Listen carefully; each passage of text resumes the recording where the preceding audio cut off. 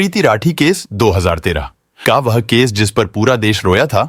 आपने अब तक हैवानियत की दर्जनों दास्तान सुनी होगी, लेकिन जो सच्ची कहानी आज आपको हम सुनाने जा रहे हैं, उसे सुनकर आप भी सिहर जाएंगे, अपने आंसू नहीं रोक पाएंगे। 2013 में घटी इस घटना पर तब लगभग पूरा देश रोया था। इस केस की सुनवाई के दौरान मामले की पैरवी कर रहे वकील ने इस अपराध को महिला जाति के साथ की गई अब तक की सबसे बड़ी हैवानियत करार दिया था। वहीं इस केस की सुनवाई कर रही जज ने फैसला सुनाते समय ऐसी टिप्पणी की थी जिसे सुनकर हर किसी की आंखों में आंसू आ गए थे। ये घटना क्या थी और कहां घटी थी? इस केस की सुनवाई के दौरान जज ने क्या टिप्पणी की थी? इस केस में और क्या कुछ हुआ था? चलिए जानते हैं सब कुछ सिलसिलेवार तरीके से। इस वीडियो में तारीख थी 1 मई 2013। वैसे तो यह तारीख अधिकतर लोगों के लिए आम दिनों की ही तरह थी, मगर दिल्ली के नरेला में रहने वाली प्रीति राठी के लिए यह दिन बेहद खास था। आज पहली बार प्रीति दिल्ली के बाहर जा रही थी। पहली बार घर छोड़कर बाहर जाने की वजह से मन में थोड़ी घबराहट भी थी, लेकिन खुशी भी थी, क्योंकि प्रीति ने वो कारनामा किया था जिस पर उसके पूरे परिवार को नाज था। दरअसल 23 साल की प्रीति राठी ने दिल्ली से ही नर्सिंग की पढ़ाई की थी। पढ़ाई पूरी करने के बाद वो मिलिट्री हॉस्पिटल में नर्स बनना चाहती थी।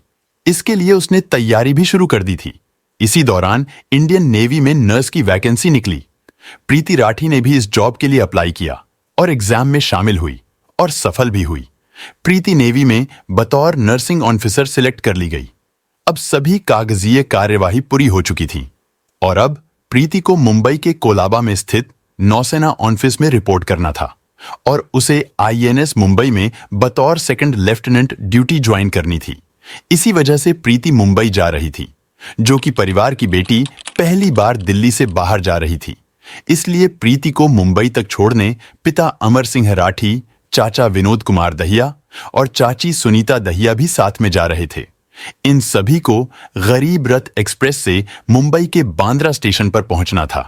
तय समय पर 1 मई 2013 को ट्रेन दिल्ली के निजामुद्दीन स्टेशन पर आकर रुक जाती है। ट्रेन रुकते ही प्रीति अपने परिवार वालों के साथ जल्दी से ट्रेन में सवार हो जाती है और सभी अपनी अपनी सीट पर बैठ जाते हैं और ट्रेन अपनी मंजिल की तरफ बढ़ चलती है। इस ट्रेन में काफी भीड़ भाड़ थी। सीट पर जितने लोग थे वो तो थे ही, इसके अलावा काफी लोग खड़े भी थे, इसलिए बोगी के अंदर गहमर कुछ ज्यादा ही थी। ट्रेन के अंदर भीड़ के बीच एक युवक ऐसा भी था जिसने अपना चेहरा गमछे से छुपाया हुआ था और कैप पहना हुआ था। वह किसी से बातें कर रहा था, लेकिन कभी उठकर बाथरूम की तरफ जाता था तो कभी वापस आकर सीट पर बैठ जाता था और वह अक्सर प्रीति को झांकने की कोशिश करता था।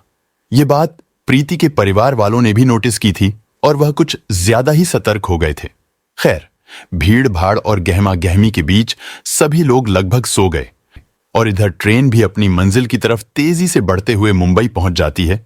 अब तारीख बदलकर 2 मई 2013 हो चुकी थी। प्रीति और उसके परिवार वालों को बांद्रा टर्मिनल पर उतरना था। सुबह के 8:05 पर ट्रेन बांद्रा स्टेशन पहुंच जाती है और प्रीति, उसके पिता, चाचा और चाची सभी ट्रेन से उतर जाते हैं। यहां से अब सभी अपनी अगली मंजिल की तरफ बढ़ना शुरू कर देते हैं। ट्रेन से उतरने के बाद प्रीति थोड़ी थकी हुई महसूस कर रही थी, इसलिए वह थोड़ा धीरे धीरे चल रही थी। जब प्रीति ने देखा कि वो चलने में अपने पिता और चाचा चाची से काफी पीछे हो गई है, तो वो भी अपने कदम को तेजी से बढ़ाना शुरू कर देती है ताकि वो उन लोगों के पास पहुंच सके। अभी प्रीति ने अपने कदम तेजी से बढ़ाने शुरू ही किए थे कि अचानक प्रीति महसूस करती है कि किसी ने उसके कंधे पर पीछे से छुआ है। प्रीति के कदम अचानक रुकते हैं और वो पीछे मुड़कर देखती है कि किसने उसे छुआ है। प्रीति जैसे ही अपना चेहरा पीछे करती है, उसे वही लड़का दिखता है जो अपने चेहरे को गमछे से छिपाकर उसकी बोगी में ही बैठा हुआ था और लगातार उसे देखने की कोशिश कर रहा था। उसे देखने के बाद प्रीति कुछ समझ पाती, उससे पहले ही वह नकाबपोश लड़का एक डब्बा निकालता है और अगले ही पल उस डब्बे में से कुछ प्रीति के चेहरे की तरफ फेंकता है। जैसे ही वो फेंकी गई चीज प्रीति के चेहरे पर पड़ती है, अचानक प्रीति दहाड़े मारकर चिल्लाना शुरू कर देती है। प्रीति की आवाज सुनकर उसके पिता और चाचा चाची दौड़कर उसके पास आते हैं। दूसरे पैसेंजर भी प्रीति के आसपास जमा हो जाते हैं। प्रीति की हालत देखकर लोगों को समझ आ जाता है कि दरअसल किसी ने उसके चेहरे पर कुछ फेंक दिया है।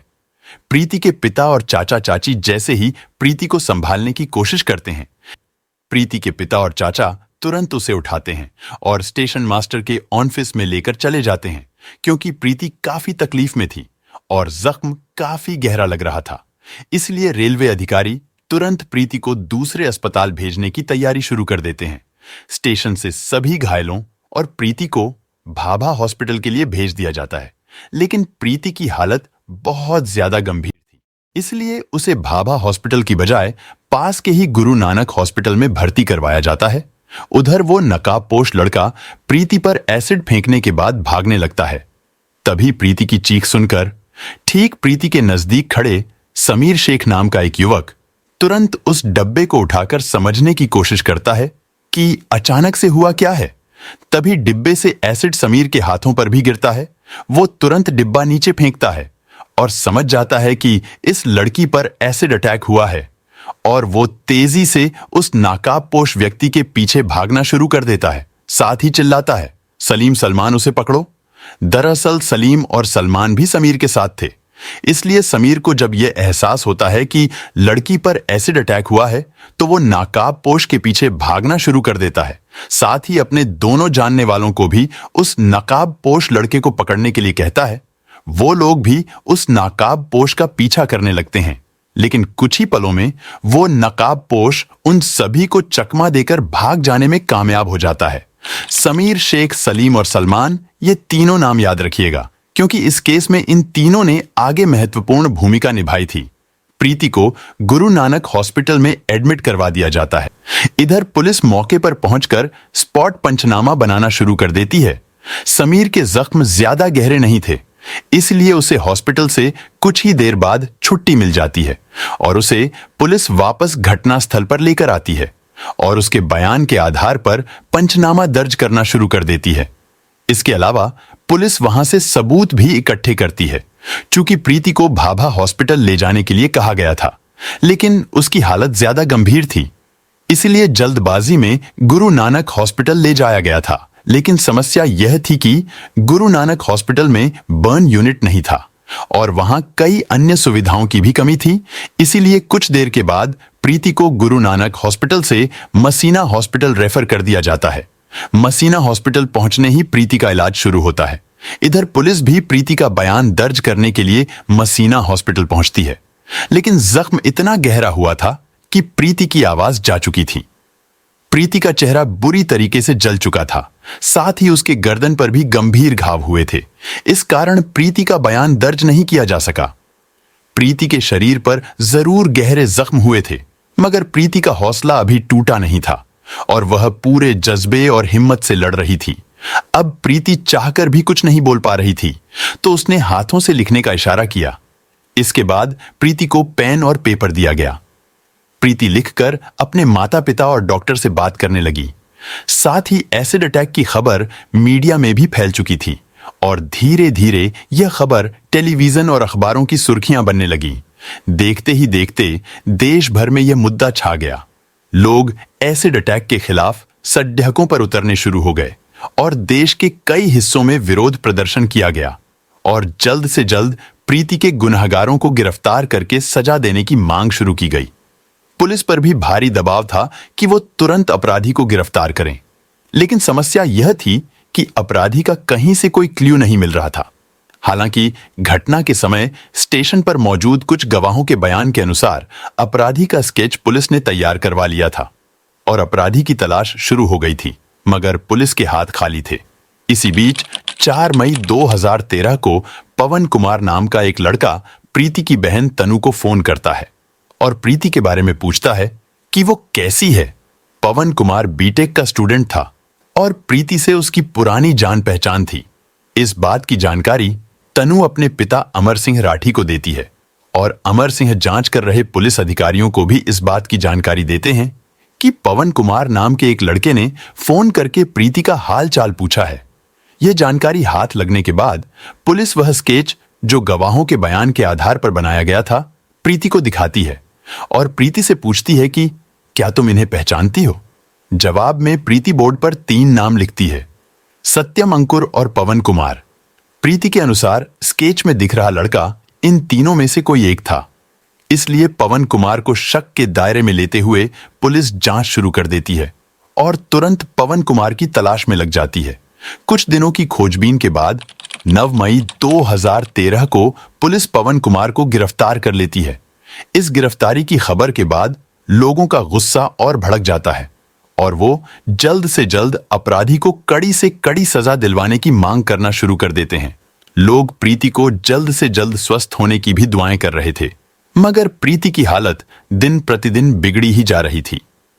मसीना हॉस्पिटल में आए हुए उसे कई दिन हो चुके थे और यहां प्रीति की कई सर्जरी भी की गई थी, मगर हालत सुधरने की बजाय बिगड़ती ही जा रही थी। प्रीति के इंटरनल ऑर्गन्स धीरे धीरे काम करना बंद कर रहे थे। मसीना हॉस्पिटल के डॉक्टर को लगने लगा कि प्रीति की हालत ज्यादा गंभीर हो रही है, तो उन्होंने तुरंत प्रीति को रेफर करते हुए मुंबई हॉस्पिटल भेज दिया ताकि बेहतर इलाज मिल सके। कोशिश के बावजूद यहां भी हालत सुधरने की बजाय बिगड़ती ही जाती है और प्रीति वेंटिलेटर सपोर्ट पर चली जाती हैं। फिर भी डॉक्टर हार नहीं मानते हैं और प्रीति की जान बचाने की हर संभव कोशिश करते रहते हैं और प्रीति अब भी हालात से लड़ रही थी। लेकिन अंततः 1 जून 2013 को दिल की धड़कन रुकने की वजह से प्रीति इस दुनिया को छोड़कर चली जाती है। प्रीति की मौत की खबर से देश में गम और गुस्से की लहर दौड़ जाती है। हर कोई प्रीति के जाने से सदमे में था।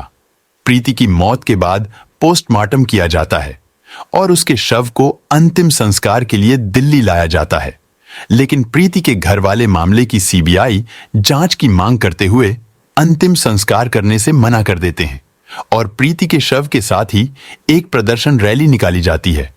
अंत में सरकार की ओर से सीबीआई जांच का आश्वासन मिलने के बाद पूरे राष्ट्रीय सम्मान के साथ प्रीति का अंतिम संस्कार किया जाता है। प्रीति की मौत और अंतिम संस्कार के बाद हर किसी की एक ही मांग थी कि जल्द से जल्द प्रीति के कातिलों को कड़ी से कड़ी सजा दिलवाई जाए। पुलिस ने भी पवन कुमार नाम के एक लड़के को गिरफ्तार कर लिया था, लेकिन समस्या ये थी कि पवन कुमार के खिलाफ किसी भी तरह का सबूत नहीं मिल रहा था। रेलवे पुलिस भी अब तक पवन कुमार के खिलाफ कोई सबूत नहीं ढूंढ पाई थी। इसी बीच प्रीति के पिता अमर सिंह राठी अपने स्टाफ से पता लगवाते हैं तो यह बात सामने आती है कि 2 मई 2013 यानी घटना वाले दिन पवन कुमार मुंबई में था ही नहीं, बल्कि वो रोहतक में था। बाद में पुलिस भी पवन कुमार के फोन का लोकेशन हिस्ट्री निकलवाती है तो पता चलता है कि घटना वाले दिन पवन कुमार वास्तव में रोहतक में था। पुलिस की बजाय प्रीति के पिता द्वारा यह पता लगाना कि पवन कुमार उस दिन रोहतक में था, पुलिस की बड़ी नाकामी थी और यह इस बात का भी संकेत था कि पुलिस इस घटना की जांच सही तरीके से नहीं कर रही है। इसलिए प्रीति के पिता कोर्ट में एक रिट पिटीशन फाइल करते हैं और सीआईडी मुंबई से जांच की मांग करते हैं। कोर्ट यह मांग मान लेती है और मामले की जांच सीआईडी मुंबई को दे दी जाती है। केस हाथ में आते ही सीआईडी मुंबई जांच के सिलसिले में सबसे पहले प्रीति राठी के घर जाती है और कुछ जानकारी जुटाना शुरू कर देती है। सीआईडी के अधिकारी प्रीति के कुछ नजदीकी रिश्तेदारों से भी पूछताछ करते हैं। रिश्तेदारों से पूछताछ के दौरान एक रिश्तेदार पुलिस वालों को बताती है कि पड़ोस में ही रहने वाला अंकुर पवार नाम का एक लड़का प्रीति से एक तरफा प्यार करता था। उसने प्रीति को प्रपोज भी किया था, लेकिन प्रीति ने साफ मना कर दिया था। इसके अलावा अंकुर पवार प्रीति से ही शादी करने की जिद कर रहा था, लेकिन प्रीति ने इस प्रस्ताव को भी ठुकरा दिया था। प्रीति के रिश्तेदार के मुताबिक इसी के बाद अंकुर ने प्रीति को अंजाम भुगतने की धमकी दी थी। पुलिस के लिए यह एक बड़ा क्लू था। पुलिस तुरंत अंकुर का पता लगाती है और उसे पूछताछ के लिए बुलाया जाता है। पुलिस अंकुर से पूछती है कि 1 मई 2013 को तुम कहां थे? इस पर अंकुर ठीक से जवाब नहीं दे पाता है और तुरंत अपने बयान बदलने लगता है। इसके अलावा पुलिस को यह भी नजर आता है कि अंकुर के दोनों हाथों पर जख्म के निशान हैं। यह जख्म वैसे ही थे जैसा कि एसिड से जलने पर होता है। अंकुर द्वारा बार बार बयान बदले जाने और अंकुर के हाथों पर जख्म के निशान देखकर पुलिस का शक और गहरा हो जाता है और वो अंकुर को पूछताछ के लिए 17 जनवरी 2000 को मुंबई लेकर आ जाती है। मुंबई लाकर उससे कुछ और पूछताछ की जाती है और कुछ ही समय की पूछताछ में यह साफ हो जाता है कि एसिड फेंकने वाला व्यक्ति कोई और नहीं बल्कि यही अंकुर पवार था। पुलिस तुरंत अंकुर को गिरफ्तार कर लेती है और उसके मेडिकल एग्जामिनेशन के लिए हॉस्पिटल भेज देती है। हॉस्पिटल से आने के बाद पुलिस अंकुर से पूछताछ शुरू करती है। पूछताछ में अंकुर बताता भी है कि दरअसल वो प्रीति को पसंद करता था और उससे ही शादी करना चाहता था, लेकिन प्रीति ने मना कर दिया था। इसी से वो काफी चिढ़ा हुआ था। इधर प्रीति ने इंडियन नेवी में भी नौकरी हासिल कर ली थी, जबकि अंकुर बेरोजगार बैठा हुआ था। इस कारण अंकुर के घरवाले उसे ताना देने लगे थे। इससे भी अंकुर को प्रीति से काफी जलन होने लगी थी। इसी के बाद अंकुर ने तय कर लिया था कि वह प्रीति को सबक सिखाएगा। प्रीति ने नेवी में नौकरी हासिल की है। इस बात की जानकारी आसपास के लोगों को भी लग चुकी थी और लोग यह भी जान चुके थे कि 1 मई को प्रीति मुंबई जाएगी। अंकुर को भी इस बात की जानकारी हो चुकी थी, इसीलिए वो ट्रेन में सवार हुआ था। अंकुर ट्रेन के अंदर ही प्रीति पर एसिड फेंकना चाहता था, लेकिन ट्रेन के अंदर भीड़ काफी ज्यादा थी और ऊपर से अंकुर लगातार ट्रेन में प्रीति को घूर रहा था। इस कारण उसके माता पिता कुछ ज्यादा ही सतर्क हो गए थे। इसलिए ट्रेन के अंदर अंकुर को प्रीति के ऊपर एसिड फेंकने का मौका ही नहीं मिल पाया। वैसे सुबह के 4 बजे अंकुर ट्रेन की टॉयलेट के पास भी जाकर खड़ा हुआ था कि अब अगर प्रीति यहां आए तो वो यहीं पर एसिड फेंक देगा, लेकिन प्रीति वहां नहीं आई, इसलिए अंकुर का प्लान यहां पर भी फेल हो गया। आखिरी में जब प्रीति ट्रेन से उतरती है तब अंकुर उस पर एसिड फेंकता है। अंकुर ने जरूर अपना गुनाह कबूल कर लिया था, लेकिन पुलिस के सामने सबूत जुटाने की बड़ी चुनौती थी। इसीलिए पुलिस अंकुर पवार के खिलाफ सबूत जुटाने में लग जाती है। सबसे पहले यह पता लगाने की कोशिश की जाती है कि आखिर अंकुर को एसिड दिया किसने था। जांच पड़ताल के दौरान खुलासा होता है कि अंकुर ने मुकेश भार्गव नाम के एक दुकानदार से यह कहते हुए एसिड खरीदा था कि उसने अंकुर बैटरीज नाम से अपनी एक दुकान खोली है, इसलिए उसे एसिड चाहिए। अंकुर ने दुकानदार को कहा था कि वो बहुत ज्यादा एसिड खरीदेगा, लेकिन ज्यादा एसिड खरीदने से पहले वो सैंपल देखना चाहता है। इसीलिए दुकानदार ने उसे बतौर सैंपल एक हॉर्लिक्स के डब्बे में लगभग 2 लीटर एसिड दे दिया था। सबूत और मजबूत होने के लिए अंकुर की फोन डिटेल निकलवाई जाती है तो पता चलता है कि 1 मई को अंकुर निजामुद्दीन स्टेशन पर था और फिर उसकी लोकेशन 2 मई की सुबह यानी घटना वाले दिन मुंबई के बांद्रा टर्मिनल पर थी। अब अंकुर की आइडेंटिटी कंफर्म करने के लिए पुलिस आई विटनेस के सामने आइडेंटिफिकेशन परेड करवाती है। आइडेंटिफिकेशन करने के दौरान एक साथ कई लोगों को खड़ा किया जाता है, उसमें अंकुर भी शामिल होता है। उसके बाद उन लोगों को भी बुलाया जाता है जिन्होंने पहले गवाही दी थी कि हमने एसिड फेंकने वाले को देखा है। उन गवाहों में से समीर शेख, सलीम शेख और सलमान शेख अंकुर को देखते ही तुरंत पहचान लेते हैं और पुलिस वालों को बताते हैं कि यह वही लड़का है जो एसिड फेंकने के बाद भाग रहा था। दरअसल जब अंकुर एसिड फेंककर जैसे ही पीछे मुड़ा था तो उसके चेहरे से वो गमछा हट गया था, क्योंकि समीर शेख ने ही सबसे पहले एसिड फेंकने वाले व्यक्ति को पकड़ने की कोशिश की थी और भागने के दौरान एक बार अंकुर पीछे घूमा था, इसलिए समीर शेख ने उसका चेहरा भी देख लिया था। इसके अलावा सलीम और सलमान भी अंकुर का चेहरा देख चुके थे, इसलिए परेड के दौरान इन दोनों ने भी उसे पहचान लिया। परेड के दौरान समीर इस बात की भी पुष्टि करता है कि पुलिस ने जो डब्बा घटना स्थल से बरामद किया था वही डब्बा उसने अंकुर के हाथ में भी देखा था। इन तीनों के अलावा पवन मालवीय नाम का भी एक व्यक्ति अंकुर की पहचान करता है।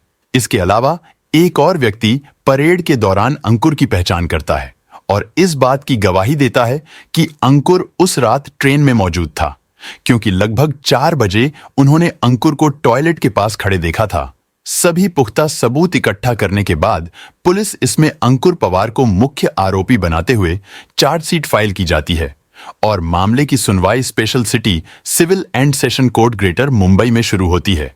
यह जानकर आपका खून खौल जाएगा कि जब अंकुर को सुनवाई के लिए कोर्ट में लाया जाता है तो वो अक्सर मुस्कुराते हुए आता है। कई बार वो मुस्कुराते हुए विक्ट्री साइन दिखाता था।